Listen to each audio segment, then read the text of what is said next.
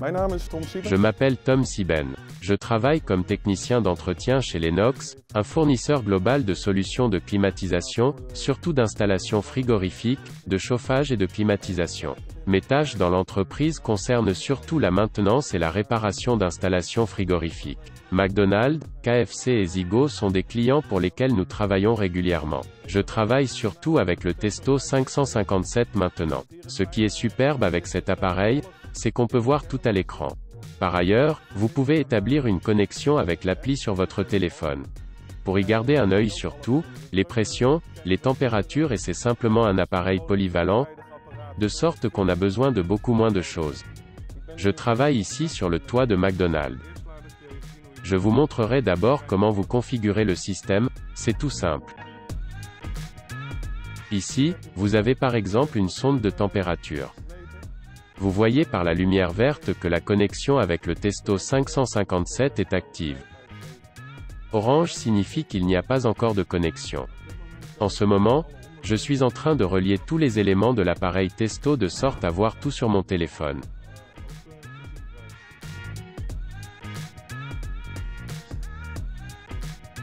Actuellement, je vois donc la pression et la température des conduites.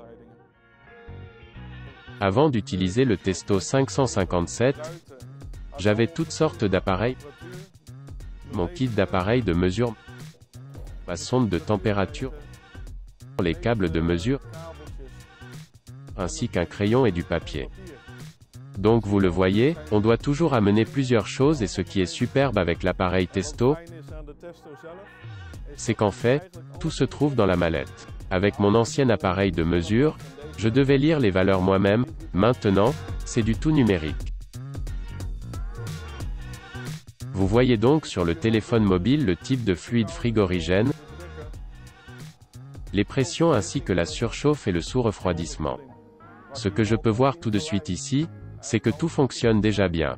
Avant, je devais calculer tout cela. Si j'appuie sur « Start » dans l'appli, elle fait une capture d'écran. Ensuite, vous pouvez l'enregistrer, saisir les données du client, puis vous pouvez imprimer votre rapport, ce qui est aussi très pratique, vous n'avez quasiment plus besoin d'un ordinateur portable. Dès que nous avons mis le système sous pression et que cela a bien marché, nous commençons le tirage au vide. Dans le programme de mesure, je peux alors appeler le menu et placer la flèche sur « Mise sous vide ». Il détecte l'appareil de mesure, encore OK, et ensuite, vous le raccordez, mettez en marche la pompe à vide et la mesure commence. Si vous passez par le manifold, vous pouvez régler dans le menu, quel type de fluide frigorigène vous avez. Lorsque vous vous trouvez dans le menu, vous pouvez aller vers le bas. Ici, il s'agit de RV10A, et nous cliquons dessus et voyons ensuite que l'appareil mesure aussi le sous-refroidissement et la surchauffe. Actuellement, je peux uniquement rapporter du positif. Je n'ai jamais fait de mauvaise expérience. Ce serait peut-être une bonne idée de prévoir la possibilité de charger l'appareil, car actuellement j'utilise des piles, et peut-être encore un conseil. Une batterie au lithium serait pas mal. On pourrait tout simplement la recharger.